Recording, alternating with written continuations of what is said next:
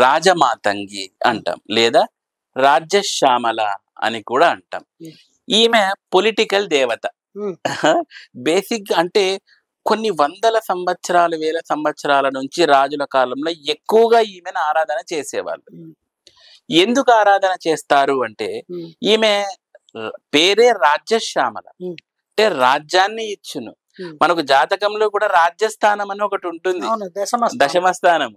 ఈ స్థానానికి ఆమె ఆధిపత్య దేవత, రవిగ్రహానికి ఆధిపత్య దేవత ఈమె. సో ఈ రాజ్యశ్యామలాదేవిని కొలవడం ద్వారా మీరు ఉద్యోగంలో ఏమి, వ్యాపారంలో ఏమి, పొలిటికల్ లీడర్స్ ఏమి, ఈ ముగ్గురికి ఈమె చాలా అద్భుతమైన దేవత. మీ పంట పండినట్టే ఇక ఈమె కరుణించిందంటే. ఈమెను నీల సరస్వతి అంటారు. సో రకరకాల పేర్లతో పిలుస్తూ ఉంటారు. ఇంకొకటి ఏమంటే ఈమెను తాంత్రిక సరస్వతి అని కూడా పిలుస్తారు. ఎందుకు అంటే మనం అనుకుంటాం, అంటే మనకు తెలుసు లక్ష్మీ, పార్వతి, సరస్వతి దేవతలు మనకు తెలుసు. నిజం చెప్పాలంటే ఈ శక్తులు వీళ్ళ నుంచే ఉద్భవించాయి.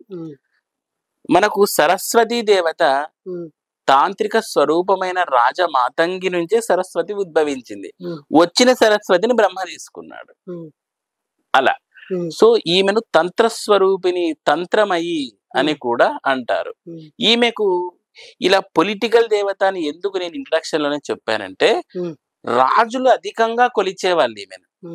ఆ రాజ్యం కాంక్ష ఉంటది కదండి, అది ఇంకా విశృంఖలంగా అది భయంకరంగా పెరగాలని చెప్పేసి రాజులు ఎక్కువగా కొలిచేవాళ్ళు ఈమెను.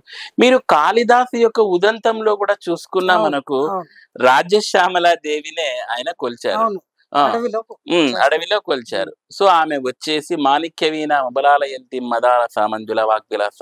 సో ఇదంతా కూడా ఆయన శ్యామల దండకాన్ని కూడా రచించాడు ఆయన. సో అంతటి విద్యనిస్తుంది, రాజ్యాన్ని ఇస్తుంది, సిరి సంపదలను ఇస్తుంది.